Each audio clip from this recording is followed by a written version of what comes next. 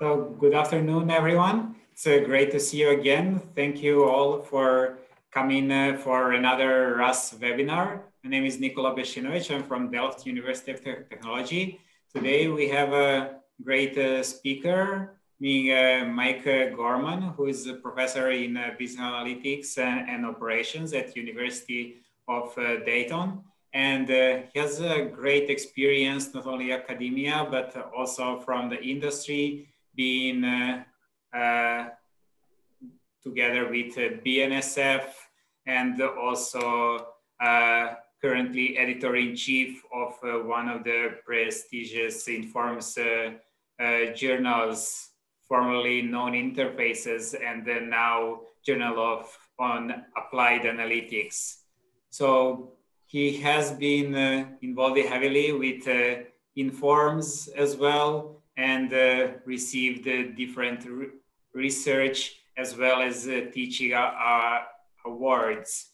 One of them definitely being the most prestigious Edelman Award. Today he'll be talking about applications of advanced models in railways mainly, but maybe some bit wider applications as well will be there. So I'd like to welcome Mike again and give him the floor. And yeah, so just ask for everyone having questions, feel free to type them in chat, and we'll bring them to Mike afterwards. Please, Mike. Thanks, Nikola, and thanks everybody for taking the time to come here today. I appreciate your attendance. And also thank you for allowing me to put on my first long sleeve collared pressed shirt in a year. So I feel all dressed up today. So what I'm going to talk about today is contextual complications in modeling. And I found that as I bridged from practice to research, from rail to academia, that there's a break, there's a major gap in the way we approach problems. And I'm not going to lament that, but rather talk about some of the things I've noticed in implementing tools, both when I was at Bnsf and as a consultant, that go well beyond anything we learn in school and go much more into the environment in which the tool is implemented.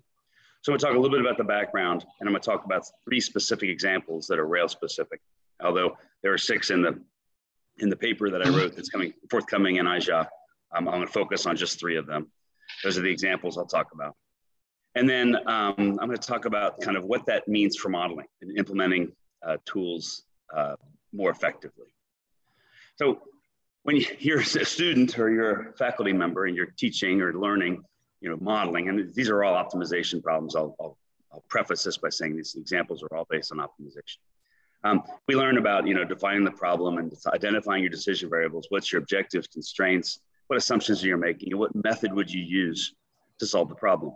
We learn this kind of in a vacuum, and we're given generic problems to solve, and we get the optimal answer, and we say, now we've mastered that type of problem, whether it's a MIP or a transportation problem, or it's a scheduling problem, aggregate planning problem, et cetera. Well, the problem really is just the beginning. There are so many different complicating factors that arise in the implementation of that model, or that solving that problem, that it starts to cloud out the actual formulation. In fact, I would argue that the way you approach the problem can't be really removed from the context in which that the problem is applied. And all these different complicating factors really have a major impact on how we approach the problem. And that's something that you don't learn in school. It's something that we don't teach. It's something we don't research. But I think it's something that's critical to solving the problem correctly. So my hypothesis is that you really can't solve the problem. You can't understand it without understanding the context in which it's implemented. And so we have to go well beyond, what's the problem structure and attributes and what kind of methodological approach are we going to take, or the elegance of the solution, but really think more about the financial viability and risk management, the adoption rates, the challenges in implementation and support of the tool, among others, which really drive model success much more than the solution methodology. And I think researchers should be very concerned about this, because The usefulness of our work and the future of our disciplines can be affected by how well we do these things, make the work actually applicable. And practitioners, we certainly should be aware of these things and think about them when designing our approach to solving a problem. So what are the things that I identify? I had a cloud there of all kinds of things. I boiled them down into 10 broad contextual complications or contextual factors. The organizational structure, the process in which the model is implemented, the measures by which the people implementing the model are measured, any bias the organization or individual might have. A number of different areas in horizon. What is the span of the decision maker's horizon? Is it hours, days, weeks, or years? How often do they revisit that question? And how do we treat previously made decisions? Those all relate to horizon. What data is available at the time of the decision, and how accurate and reliable is that data? We've heard this a million times. How are we implementing this system? What legacy system are we implementing in, and what other systems does our model have to interact with? What's the risk tolerance of the organization, as well as the individual making the decisions, who's going to be following or not following model recommendations? How clear is the method? And by that, I don't mean how elegant, but how intuitive is it? And finally, is this tool implementable and sustainable? How hard is it to plug in, and how hard is it to keep going? These 10 things are much more critical than the things we learn. Oh, shit, I can't go back, sorry. The things we learn in these, sorry about that, guys. In our classroom setting, and the things we try to implement, from a textbook kind of approach. So what do I mean by, I'm going to define each of these 10 things now briefly. What do I mean by organization? It's both the part of the organization that the model's being implemented in, such as marketing, finance, operations, et cetera, as well as where the person is or the people are that are actually responsible for using the model and implementing its recommendations. So is this a vice president, middle management, or frontline kind of tool? That directly affects how we approach the problem. What measures are being implemented, the KPIs, that the organization, the individual is being measured against. A model can make a well-meaning recommendation, but if it violates some measure by which the person is being accounted for, then they won't be implemented, simple as that. Bias is the bias within the organization or of the individual in the organization to think about factors that might not be in the objective function of the model and directly affect the viability of the model. The decision-making process, where is it in the sequence of events that the model would be used? And that's critical to both, and I'm going to talk about data in a minute, what information is available, as well as what decisions are being made at various points in time. So coming up with the optimal answer isn't valuable unless we know how it's going to be used and when it's going to be used in the decision-making process. The horizon over which the decision is made is, as I mentioned, the time frame, how far forward looking is it, as well as the interval before the next decision. So we can make a 1 week decision and revisit it on a minute by minute, hour by hour, or day by day basis. That's the interval that I mean. And also, since we live in a rolling horizon world, time comes at us 1 minute at a time, we continually make decisions. Every time we re-optimize, we have to think about how we're going to deal with decisions that were made previously, because those are decisions that we presumably use the optimization for, but now we have new information. Do we reconsider them, treat them as constraints, et cetera?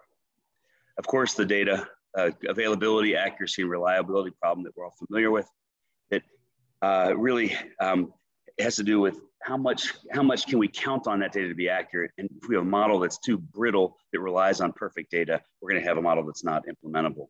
And so the level of detail in the modeling approach is directly related to the quality and the fidelity of the data used in the model. The model clarity and intuition really has to do with, can you explain the results? Can you explain the approach to users in a way that gives them comfort that they can follow these recommendations? Basically, it's the inverse of the black box effect, where you give an optimal solution, you can't explain how it got there, but just trust me, the model's right. That doesn't work. And so it's really important to come up with models that are intuitive. Implementability and sustainability really have to do with the ease and and cost with models that are integrated into existing systems and processes, and their ability to be maintained. If you're having to feed the beast on a regular basis, it might be easier just to make the decision rather than kind of maintain the model. Risk tolerance relates to both the organization and, more importantly, the individual who's making the decision. How willing are they to go against what they used to do and change the way they're doing things? And to some degree, if the risk tolerance is low, then the migration to a model-based solution must be slow. And so the approach to implementing and solving that model might deal directly or relate directly to how much risk the decision maker is willing to take. And finally, legacy systems and other systems the model has to interact with. Those both relate to how is this thing going to fit into what the users have done in the past, how familiar it's going to be when we implement the system, and then of course, how do we decide how much integration to have with those systems, how much to rely on the real-time or occasional updating of information that we might have in various related systems. So those are the 10 factors that I'd like to discuss. And now I'm really going to talk about how they affected various projects that I've worked on in my work experience. The three I'm going to focus on today is a project I did for Bnsf Railroad back in the 90s on pricing optimization. And then I worked with Hub in the late 2000s, aughts, on yield management and asset allocation problem. And with Bnsf, I was involved with their original equipment distribution development. And then with CSX, I was involved with their Edelman submission on equipment distribution. So I'll talk about those three projects in particular as it relates to the specifics of these contextual factors and how those contextual factors change the way we approach the problem. In the paper that's forthcoming, I also talk about three other projects that I've been involved with that are all also published in interfaces. I'll bring those in only at the end to talk about the prevalence of these factors in each of the projects I've worked on and some of the statistical work I've done to evaluate how these factors have affected these 6 projects. But first, a network pricing tool. When I was at Bnsf, we had a big problem with understanding how to price effectively in lanes. And so within an equipment type, we might have, and I use this exact graphic to talk to salespeople about pricing. We might have a number of flows between a number of locations, Chicago, LA, and Fort Worth are used in this simple example. You can see the directional flows, and we are familiar with head hauls and back hauls. So, generally we have ramps or yards that are surplus or deficit based on the net flow of product in and out of a location. And that results in some repositioning, and that's shown by the curved arrows out there where Chicago is deficit in this simple example. Might not be intuitive, but this is the example I used. And so the problem was, how should we price this market? How should we price these markets? And so we recognize there's a high level of uncertainty both between the customer response to a price change, that's on the left side, the slope of the demand or the elasticity, as well as shifting demand seasonally or structurally as demand for various products change over time. So pricing had to consider that uncertainty. We developed a tool that had a kind of a nested structure. And so I want to talk about why we built this kind of almost sequential approach to solving the problem. I'll skip these for a second, I'll come back to them. The problem is a nonlinear stochastic network optimization problem. And you might say, well, let's use stochastic optimization and we'll use a traditional approach. We end up using deterministic modeling and then some Monte Carlo simulation and really focused on the usefulness of a what if tool in order to get it implemented. Let me tell you how each of these 4 factors listed for this tool affect how we approach the problem. First of all, as we noted in this slide, empty repositioning is an important component in rail cost. We can't ignore that because each market has what an economist would call an externality, and that is an external cost that's not well considered within the market, and that's empty repositioning. You talk to the marketing guys, the salespeople who price these markets, they're focused on margin, revenue, and volume. And that repositioning that occurs at the end of the day That's kind of not their fault. They ignore this. They say, well, the reason Chicago's deficit is because they're not selling enough from LA to Chicago or Fort Worth to Chicago. And that's the problem, not my problem. And so marketing often ignores how the repositioning cost affects profitability in the network, because the cost of repositioning was actually owned in operations. So here we see where the objective function, which might be to maximize the total network profit inclusive of repositioning, largely excluded or at least discounted the cost of repositioning. Even if there was some allocation of empty costs back to the markets that cause or contribute to an imbalance of the location. Through the magic of cost allocation, we tend to use averages. And on the margin, empty repositioning tends to become more expensive as markets become more imbalanced. It's harder and harder and harder to rectify imbalances. So even then, we're underestimating the costs of repositioning, even if we include it in our thinking. So because the data on demand was so uncertain, we couldn't just use, this is going to data now, and this really isn't much data, but it's the lack of data. We don't have any estimates of demand, the demand curve sensitivity. We might estimate a total volume in a market and a bracket around it, but we rarely, if ever, estimate the elasticity of demand in our hundreds and hundreds of markets for a particular equipment type. So whatever method we implemented, we had to include the uncertainty of price elasticity and demand curve shifts.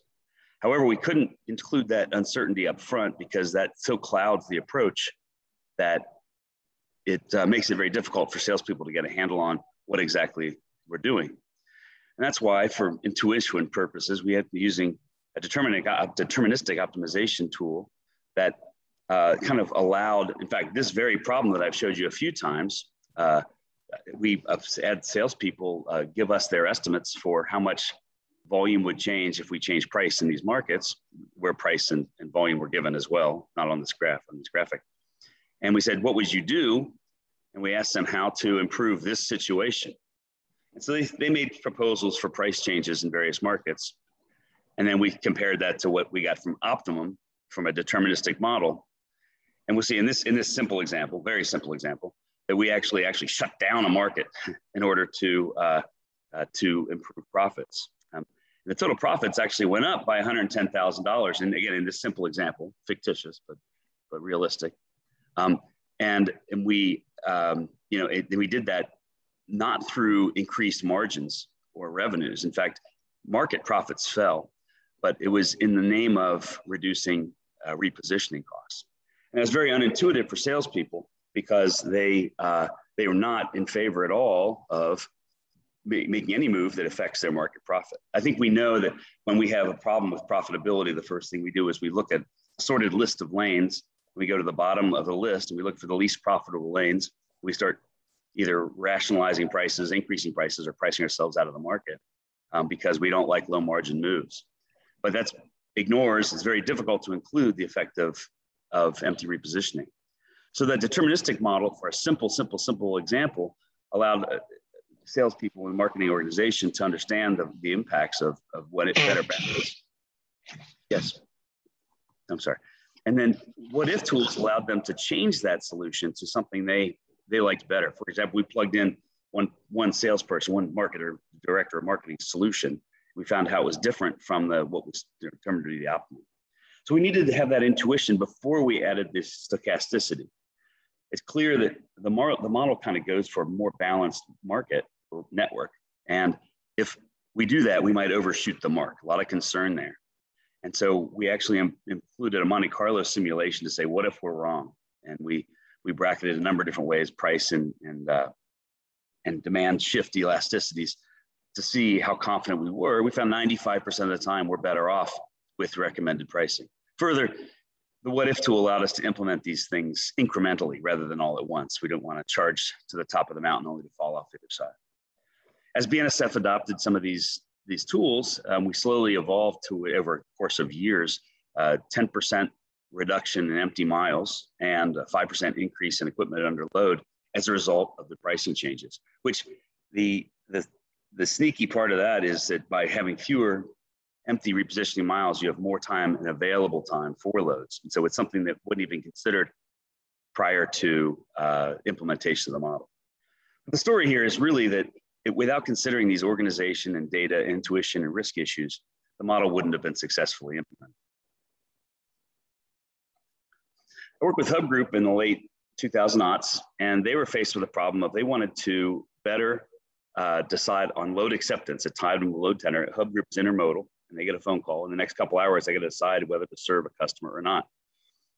And then once they decide to accept the load, then it has to be routed on an appropriate railroad, as cost structures for Hub at the time were heavily dependent on which railroad the load moved on.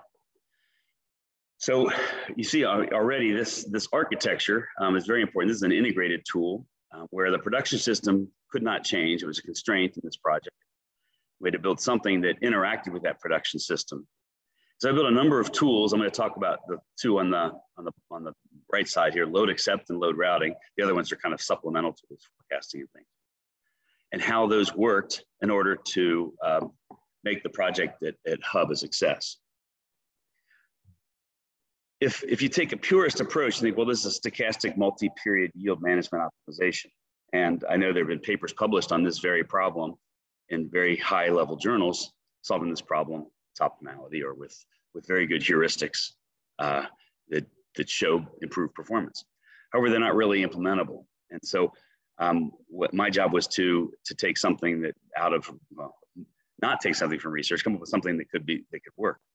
And I ended up doing deterministic modeling and then using some statistics on probability of use of an asset. And I'll explain that in a minute.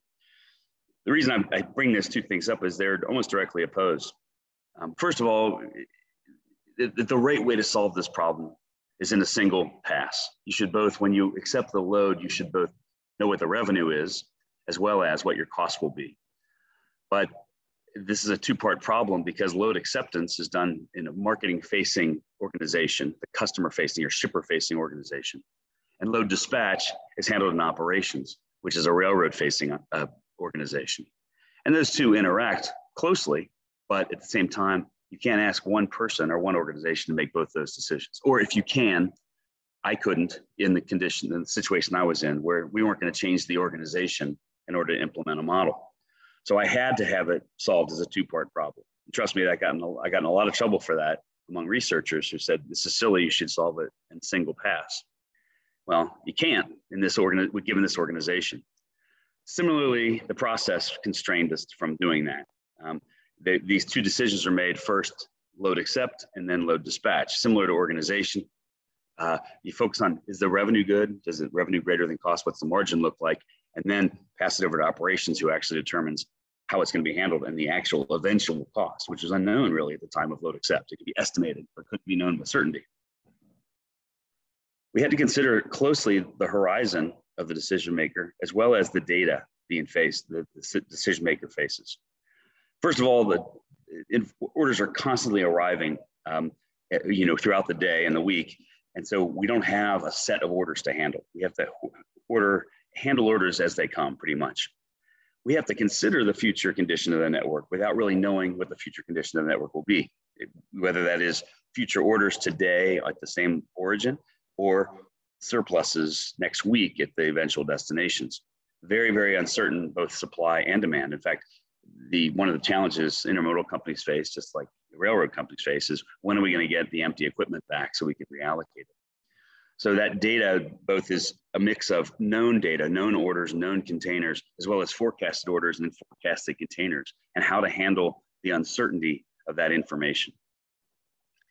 We had to come up with something that was intuitive, and Hub at the time was transitioning from a sales organization to an asset-free, zero-asset intermodal marketing company to owning its own fleet.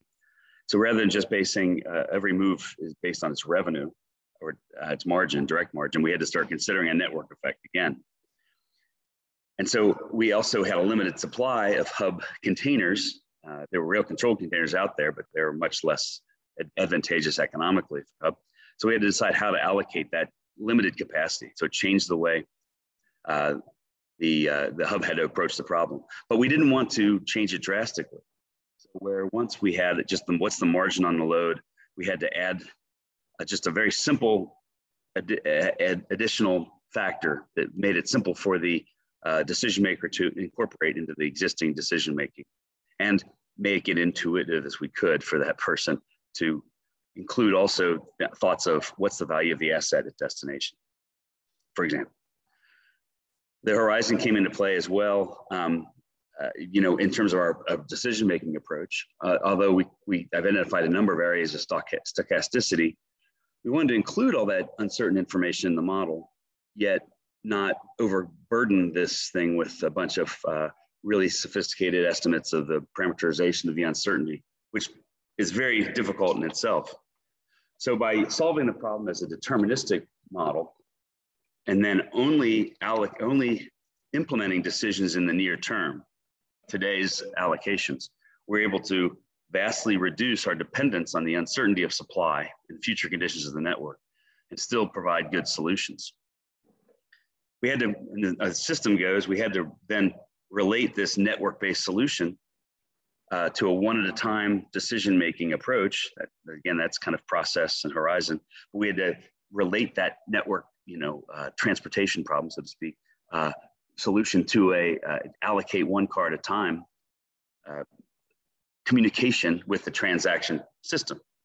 And that it required, again, tight integration, but also a kind of a conversion of our thinking from what we like to take as a network view to a one-at-a-time requirement of the existing systems and processes. And finally, in order to get the thing implemented simply without big changes to the existing legacy system or big changes in the way the frontline workers viewed the quality of a tendered load, is we had to add a simple network value, which includes all the complicated math behind the scenes on forecasted supply and demand and future surpluses and deficits in the network into a single value that they could then use, very similar to the way they use the margin of a load in their decision making, but basically just adding one more level of depth to their thinking. Once we did get this implemented, it took over a year to really get this thing written and then and used. Hub saw $11 million a year in savings and an increase in container velocity, mostly because Hub was more likely to accept a load going to a location where the container was needed in the future. And so there's less idle time at destination. The CSX and Bnsf equipment allocation problem I'm going to discuss. I'm going to mostly lean on the CSX work because that's published work we have with CSX, but the Bnsf solution's very similar. I was involved with that in the late 90s. Equipment distribution is probably one of the most successful stories in rail optimization, I would wager. It's something as simple as assigning a car to an order, which is this oval right here in this gigantic architectural design here, big picture. It's a simple assignment or transportation problem at its core. However, because of constantly changing information, areas outside the car distribution organization's control, different priorities for marketing, transit times which are uncertain and owned by operations, it's difficult it's a very difficult problem to solve. Not only that, the process needs to be closely considered. In fact, this is an example where model implementation actually changed the process for how car distribution was done. DCP is the name at CSX for the car planner. Once the assignment's made, historically, that was it. It couldn't be revisited because it just took too much time and effort and thinking for someone to rethink or to reconsider an assignment as new information becomes available. As a function of creating a tool that allows constant re-optimization in the network, each time a car gets off a train and goes to an intermediate handling yard was an opportunity to reroute it. And this is a brand new approach to the process. So this dotted line you see here going back up to reassignment is something that's a result of the implementation of a model. And in this case, the model actually changed the process. Okay, just like in the Bnsf case, the model actually changed the organizational bias in pricing. Here we see a model changing the approach to car allocation that once a decision is made, it's not final. Okay, so I want to talk about, though, why these two things, this incredibly complex architecture and this new process changed the way we approached railcar distribution. It's a stochastic multi-period time-space network optimization, and we could formulate it that way and solve the optimal solution given all the parameterization of downstream uncertainty. However, that doesn't work. We used a very simple repeated transportation problem in both cases to solve and resolve the problem, and only implemented it according to the process and the way the architecture is set up. So as I mentioned, because car orders and car supply is constantly changing, we never really have a point in time where the decision is made. In fact, it's a rolling horizon, and data is constantly being added to the model. The process as well was one at a time, where each order is handled one at a time, and as orders are taken care of, cars are assigned, we move on to the next order. So we can't implement a network solution. So we had to hand off these decisions one at a time. In that sense, it's very much like the hub problem. We have an idea in mind for tomorrow's orders and next week's orders, but we don't commit anything until day of, until we have to. And so that deferral allows that information to become more and more reliable and more less and less based on forecasted prediction and more based on actuals. And further, there's two parts to this one. The process of making a decision once and not revisiting it changed with the model and allows a rethink of prior decisions.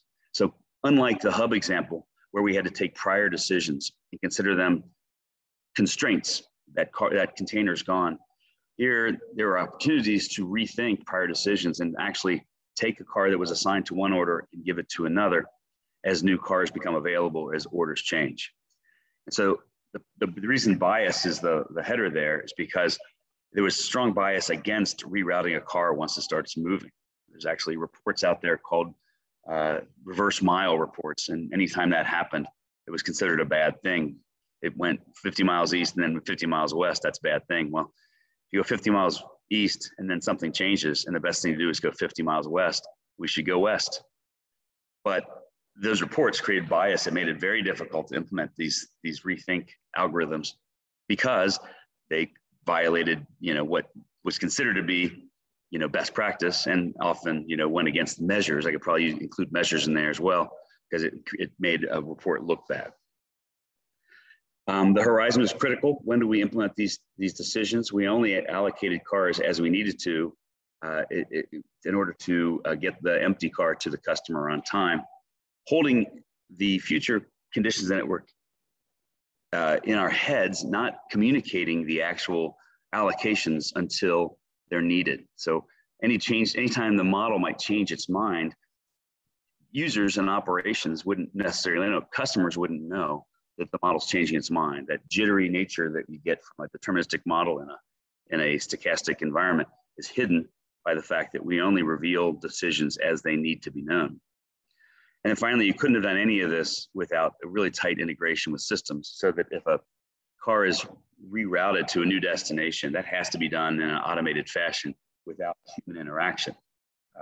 That requires that to be completely automated. And so we had to think about all these things in the formulation of the approach to railcar distribution. The result, though, is huge savings and huge capital avoidance and avoidance in acquiring a new fleet. So what I've talked about was 3 applications where if we tried to just implement a model, we would have failed because of these complicated factors. So what do we see in common? First of all, in every case, there was organizational systems and process components that affect how we approach the problem.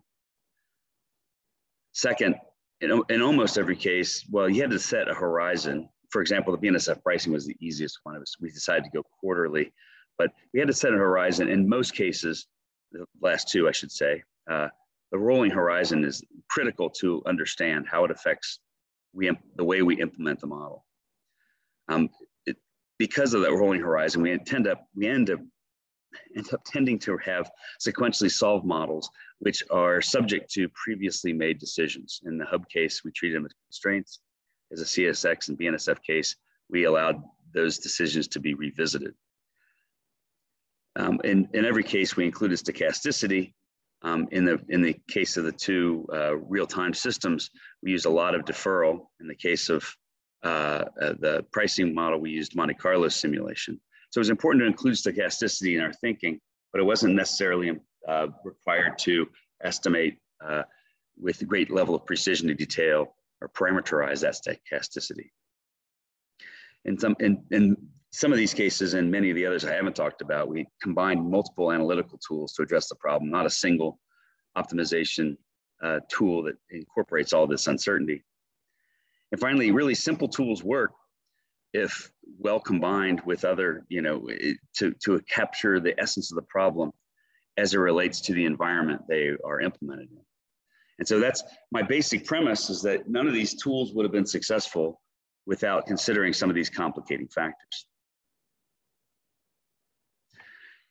So this table is pretty busy, but it kind of captures so much of what I'm talking about. I have both the 3 projects that I've discussed here, as well as 3 others: General Electric project on truck stocking, repairman's truck stocking, Standard Register project on print job allocation, and ChemStation's a small soap company on customer inventory management and delivery. But each of these projects identified, for the 6 key problem components: problem definition, decision variables, objectives, constraints, assumptions, and method, how these 10 complicating factors entered in to each of those components of what we call the elements of a formulation. Of course, it's very tempting to look at the far right-hand side in the bottom row. And in general, we see the problem definition and the method employed, and perhaps even the objective, are the most effective. I'm sorry, constraints are also up there as well. But all of them are pretty heavily affected by these complicating factors in every case. Look at them along the bottom row. I'm trying to move my screen controls while I talk. It's not moving very well, sorry. You see that, surprisingly to me, when I filled out this matrix, the higher end stuff, the stuff outside the control of the modelers, were highly they highly affected the approach to modeling. Organization and process, something we take as a given, typically in our modeling problems, just as perhaps we do the inherent bias and measures that are being used by the organization. And I would call those things upstream elements of the modeling process. Horizon, data, systems are all things that fall into the modeler's control or direct influence. And then risk, clarity, and implementation might be something you consider project-based elements. So you can see that they're all important, but I was surprised in some ways to see how important understanding the organization, process, bias, and measures were to the modeling approach. I want to mention one other side thing up here in the top right. We have the total number of times that a project was affected by a complicating factor. So out of 60 possibilities, that's 10 complicating factors times 6 formulation elements. You see that generally half of these things were affected. The ChemStation, Standard Register, CSX, and Hub tend to be the highest. Bnsf and GE were both standalone systems. They weren't integrated with existing systems. And so probably a big reason they had less interaction is because they probably had less systems effects and things like that.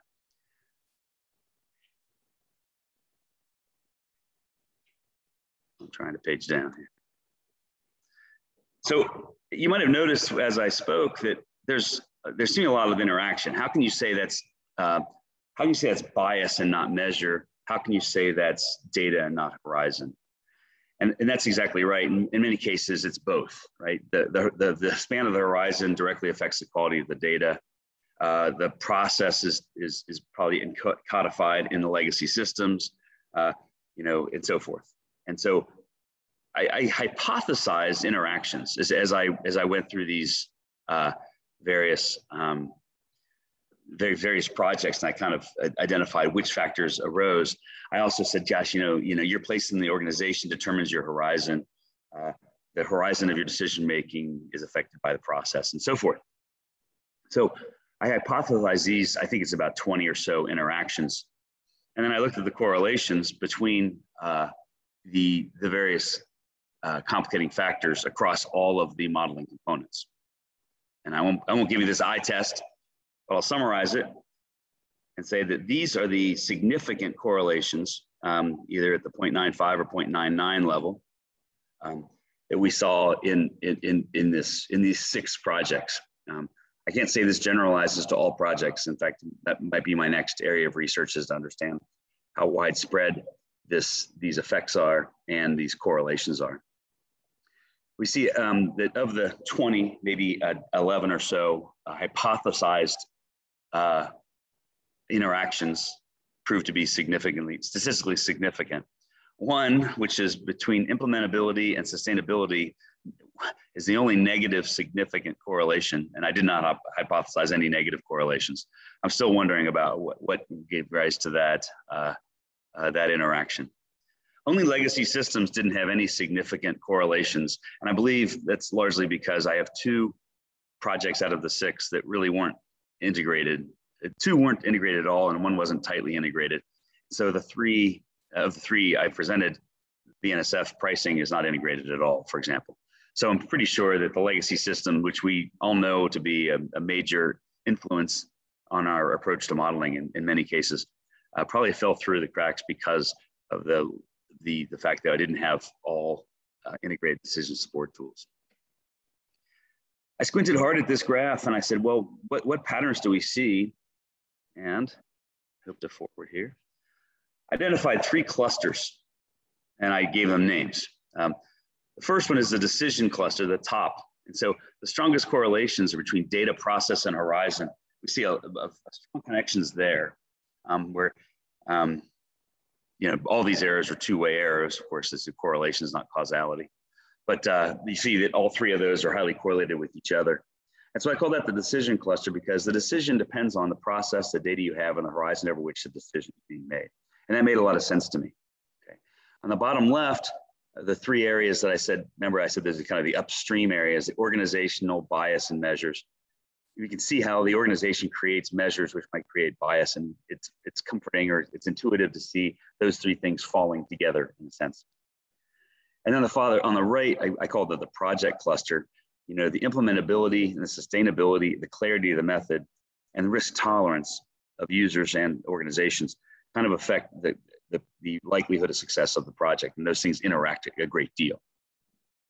And so what I'm suggesting is that these factors that do affect our modeling approaches directly, they're both prevalent in these projects and they are closely interactive. And I'm seeing some patterns here on how they interact. And again, I got a page forward. So what do these guys have in common? I've talked about this already, so I'm gonna skip this slide. Actually, I duplicated it. Let me get to the conclusions here. First of all, I think based on these 6 projects, and I believe in general, my observations would be supported that our classic formulations, our problem-solving approaches have to consider environmental variables. And there really is very little research on this. In these cases, I was really surprised about the upstream effects, the non-model factors such as organization and process, et cetera, that showing up more often, they were more influential, at least in these 6 projects, than some of the stuff that modelers have more direct control over and focus more of their time on.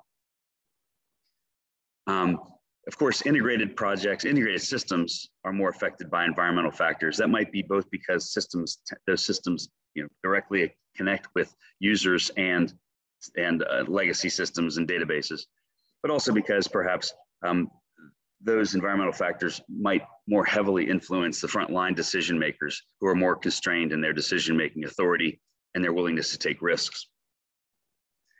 We saw that there was high interaction between these factors, and groupings that I called culture, project, and decision groupings. But in short, there's none of these projects, the three I discussed and the three that I didn't, none of these projects would have been successful without careful consideration of all of these factors. So the punchline here is, solving the problem is just not the problem. It's figuring out how to make it work in the real world. Maybe there's things that we know, but this is something we haven't really quantified or really delved into at all in the research. It's something that I hadn't really considered in my entire career until now, essentially, looking back and doing my meta-analysis of my previous projects, things that I observe as being highly influential in systems implementation. There's a number of papers that have all been published, all in interfaces, I believe, or IJA now. The top one is the one that's forthcoming on this very topic. And the other ones are the papers that resulted from the projects that I did, at the time. And basically, this is a meta-analysis of these projects as I look back at them.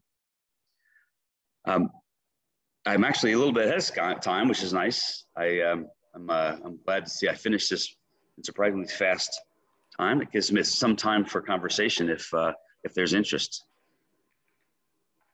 Yes, definitely. Thanks a lot, Mike, for a super interesting presentation. We have already some questions, and indeed, this is the topic that gains more attention now, because it seems that companies are more open for more advanced mathematical and analytical models. So it's a super timely topic. So maybe to start with, so you say that solving a problem is not a problem. So then what would be then the biggest challenge and the biggest mind and attitude change for someone coming from academia into solving industrial projects? Well, I think that it takes time to build trust. And if there's a model that we spend a lot of time trying to publish in top journals and say, okay, now I want to plug it in, that's not going to work. In fact, although I hate to dismiss high-level research as unimportant, because it's not, it's very important to extend our understanding of how to solve problems. High-level research is essentially unimplementable. It's entirely unimplementable, I'd argue. And really, I think taking a step back and asking the question, what works, is a much more important question. And what works is what works for the users or the organization. So in all these cases, I mean, I was an Edelman finalist with CSX for the transportation problem. And it, I didn't win, by the way. Nicola gave me credit for winning, but I didn't, we didn't. The thing is, you can go a lot with very little. And it's really how it's implemented, how you think about the problem that made the difference. And I think rethinking car assignment was a breakthrough that was only possible because we re-optimized every 10 minutes. And so that change in thinking from, let's do a stochastic optimization over a 2-week horizon to let's do a deterministic optimization, not worry about the quality of the data so much 2 weeks from now, really focus on today's allocation, knowing that tomorrow we can rethink it if things change.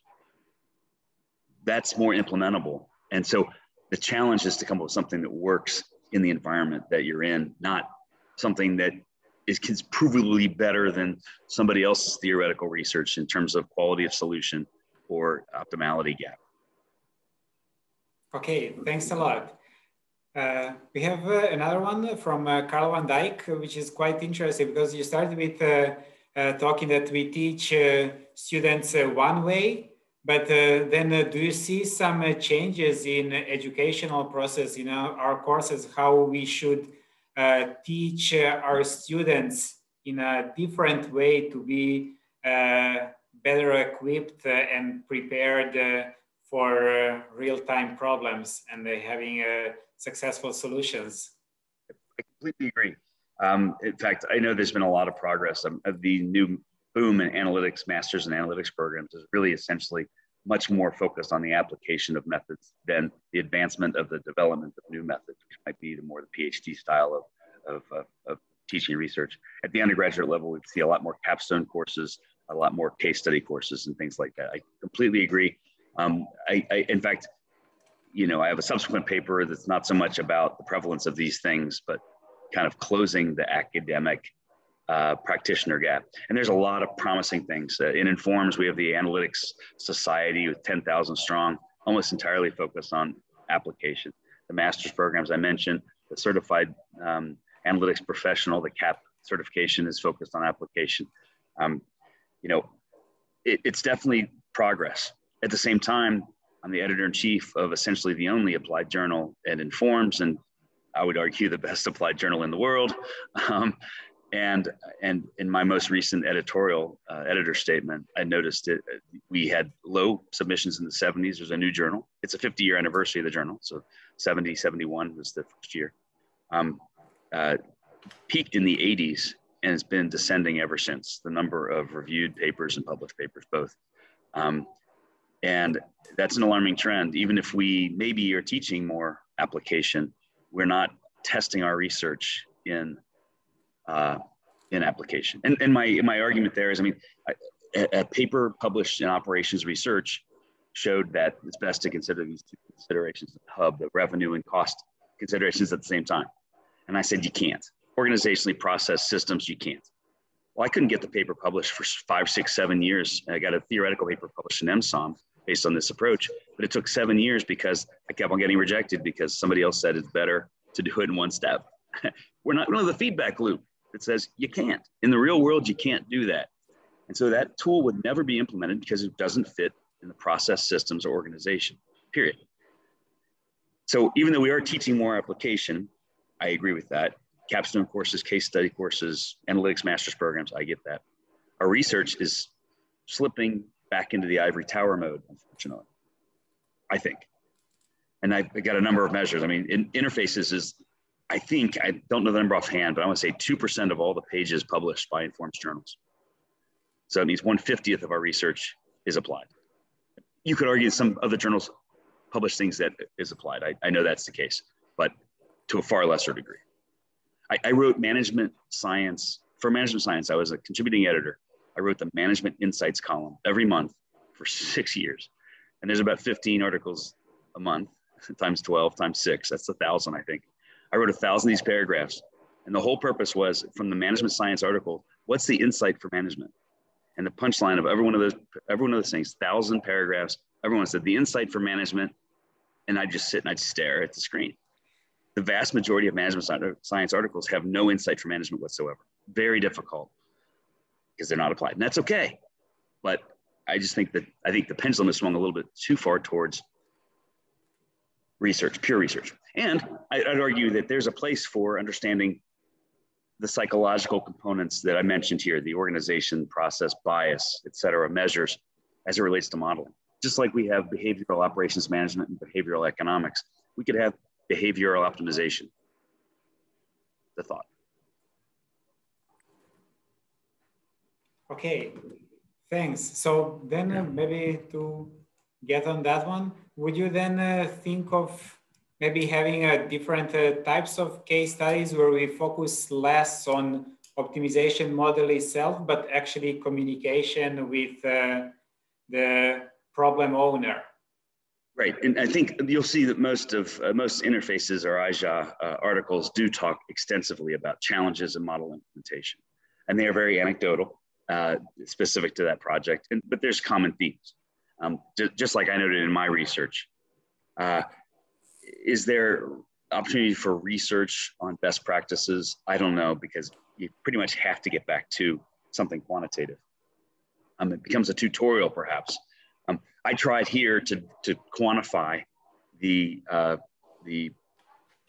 presence and interactions of these factors.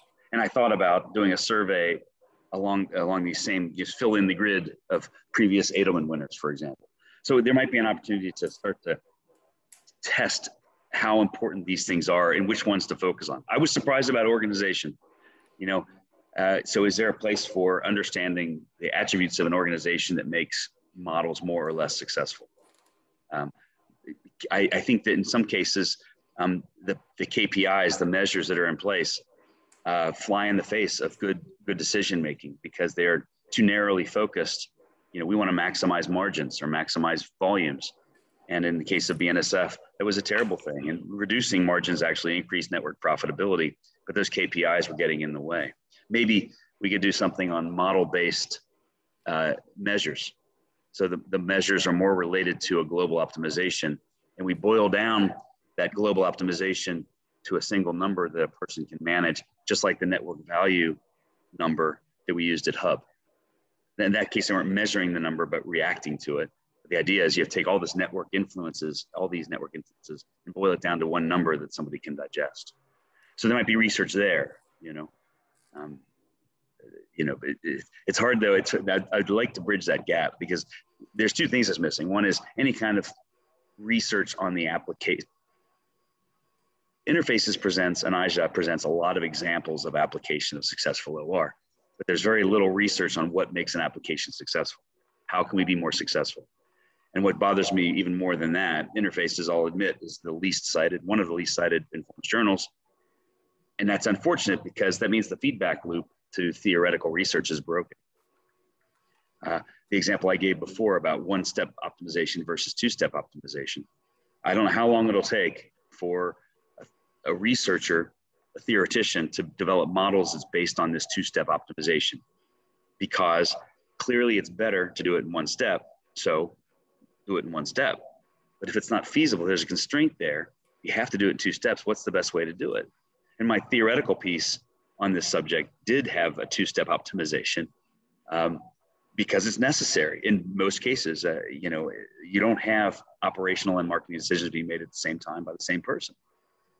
So I think the best place for this idea in theoretical research is to build that feedback loop from practice. Why did the model have to change? Why did the method have to change? Because of the implementation. Well, that reason, if it's prevalent, if it happens a lot, needs to filter back to our theoretical research so that we can include that assumption or that constraint or remove that assumption from our theoretical research so that it's more applicable. Okay, yeah, that's an interesting one. So looking at the time, maybe we have a last question. It's now looking at the organization now a bit, and maybe talking about if you could share on your perspectives about how companies are doing in terms of estimating the workload and the duration of such projects.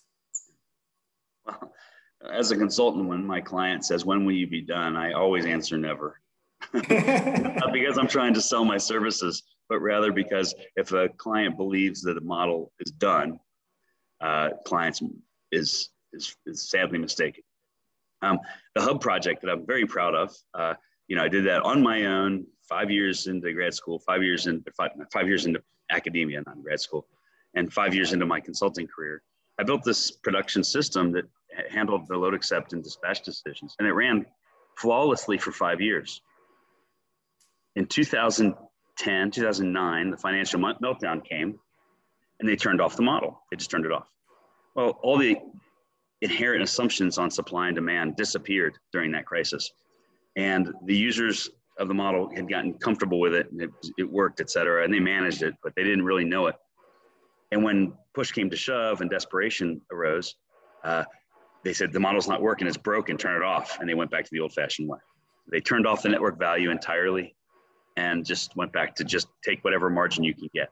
Now, a lot of things had changed. Their cost structure changed, their prices changed, demand had changed. So maybe the model's not even useful anymore. But I remember it was Good Friday of 2010. They called me and said, "Hey, fix this. You got 4 hours." And I didn't. And they turned it off and they never turned it back on. And there's a paper on that subject too, the story of a failed decision support system. And I discussed some of the mistakes that I made and the organization made on a project that was, saved them millions of dollars. And it was well known to be successful. And in 6 months, just totally blew up because they thought they were done. They thought they could coast, and they really can't.